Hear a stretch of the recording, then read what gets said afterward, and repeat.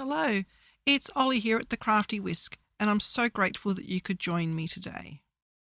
And we're back with day 5 of the Advent box from Uniquely Creative.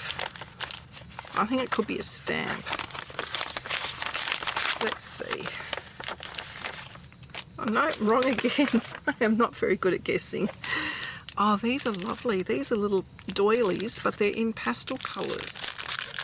These look fabulous on a scrapbooking page, and they also really look lovely just with a stamped sentiment in there, or anything stamped really.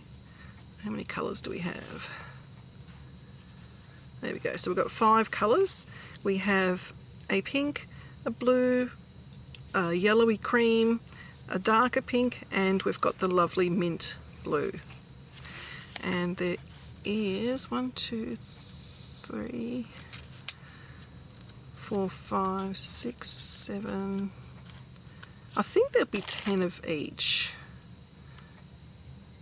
Yep, 10 of each colours, and they are 2 inches by 2 inches if it was a square, so it's 2 inches that way, 2 inches that way.